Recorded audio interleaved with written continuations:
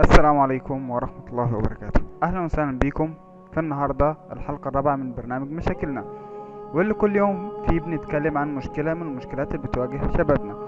النهاردة هنتكلم عن مشكلة جديدة، ومشكلتنا بتواجه دايما الشباب في مرحلة بيكون اللي هو ايه، مرحلة الارتباط، عايز يرتبط أو عايزة ترتبط.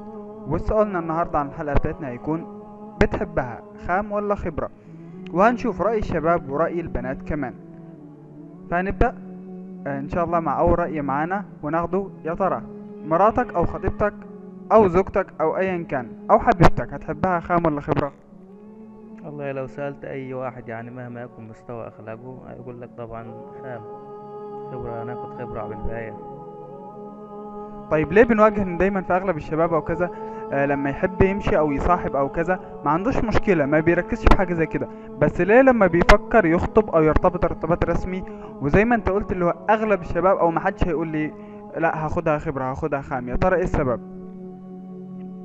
السبب يعني مش فاهم السؤال أنا بالظبط يعني. عيد السؤال كده تاني. يعني ليه دايما لما لو شاب فكر يصاحب ما بتفرقش معاه خبرة او خام، بس ليه لما يفكر يرتبط او كذا لا بتفرق معاه وبيعيد تفكيره او بيعيد حساباته حتى لو الشخصية بتاعته مختلفة؟ لأن اللي هيرتبط بيها دي أساسا يعني فيما بعد هتبقى أم ولاده، هتبقى مسؤولة عن بيته وعن عرضه وعن أولاده. هيأتمنها أكيد هيحتاج لواحدة أمينة، واحدة تكون عفيفة وشريفة. مش هيجيب واحدة مثلا من البنات اللي واخذة اللي بيقول عليهم شمال. هيأتمنها دي تبقى أم أولاد ولا أم على عرضه وأولاده. ومين قال ان هي معنى انها خبرة او كده وعدت بتجارب قبل كده انها مش هتكون امينة او مش او اللفظ اللي انت قلته من شوية مين قال كده؟ ما هي ممكن يكون ايه، عفى الله عما سلف، موضوع انتهى خلاص، فاحنا ليه نحاسب على حاجة انتهت؟ ماشي، ما هو مش هيفكر بنفس الطريقة، مش هيفكر إن خلاص يعني ربنا بس هو اللي بيغفر وبيسامح. ما هو من كتر التجارب ومن كتر إن هو يعني ماشي مع بنات وصاحب بنات، مش هيفكر بقى، هيشك حتى لو هي يعني هيعتبرها واحدة من ضمن اللي مشي معاهم.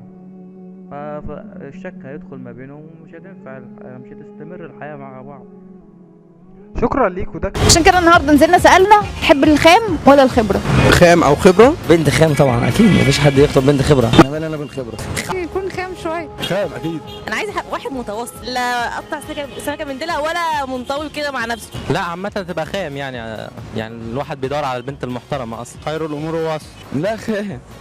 خام. يعني ما تعرفش ولاد قبل كده، ما صاحبتش؟ خالص. ما تعرفش حد خالص. خالص. انا احب الخام طبعا، بس اكيد كله دلوقتي بقى خبره. يعني خبره في ايه؟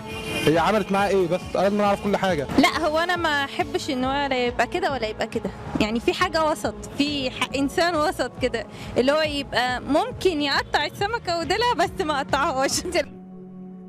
وبعد ما سمعنا آراء الشباب والبنات، وكان أغلب الآراء يا حواء، وخدي بالك في الكلام اللي أنا هقوله ده، حتى الشاب لو ليه خبرة أو ليه خبرات قبل كده وتجارب سابقة دايما كان قراره إيه؟ لا أنا عايزها خام. طيب ليه؟ طيب هو كده في ظلم وفي تفريق؟ ولكن هنا خدي بالك، احنا في مجتمعنا أو عاداتنا أو تقاليدنا لا، في الغالب الاتهام أو الميكروسكوب بيكون موجه ليكي انتي.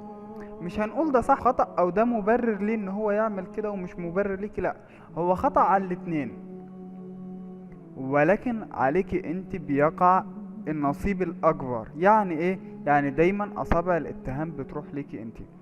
علشان كده بنقول لا، خدي بالك من نفسك، وزي ما قلتلك قبل كده ما تنسيش ان انت ملكة، وكمان زي لوح الازاز.